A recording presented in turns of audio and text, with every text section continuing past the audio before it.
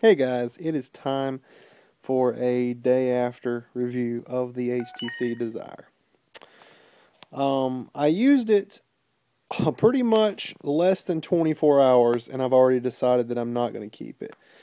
Whenever I got to work this morning, I had a little logo up here with a caution sign next to my signal bars.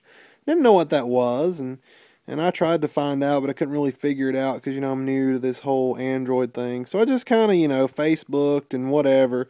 Just kind of minded my own and done whatever. Until finally I did this. Hold on, let me see if I can do it. Nope, wrong one. I'm trying to look through the camera. There we go. Now it says US Cellular. Earlier it said data roaming, and I was like, oh, awesome, because they didn't tell me what they charge for that. So all day at work, I didn't have any service, any that was halfway usable.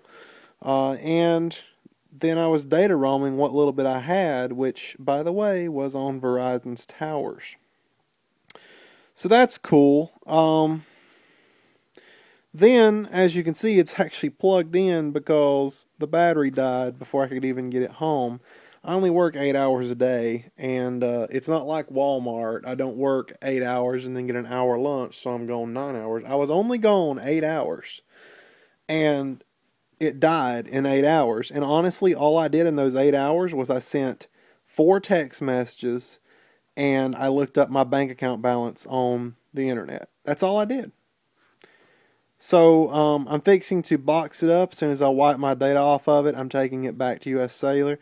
I do appreciate them letting me use it for free, but I'm not interested in keeping something that doesn't seem useful to me.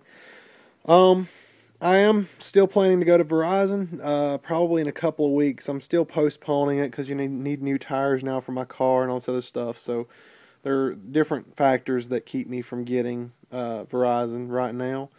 Do plan to do it in a couple of weeks, and right now I'm kind of cut between, do I want to get a 4G Android or do I want to get a iPhone 4? I mean, because if I get the 4G Android, I'll already be 4G, and my area is supposed to expand soon anyway. Whereas the iPhone 4, you wouldn't have that.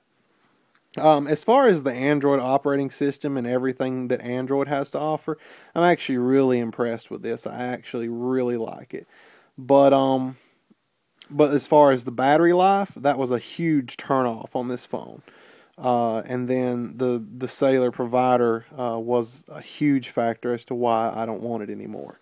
So it has its downsides and its disappointments, but as far as the Android operating system and everything that it has to offer, I can't complain. I really liked it.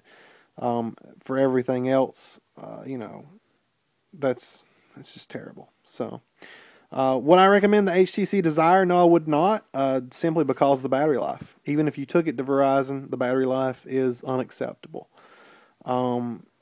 And I'll be seeking something else. I'm really an HTC fan. I've always liked HTC.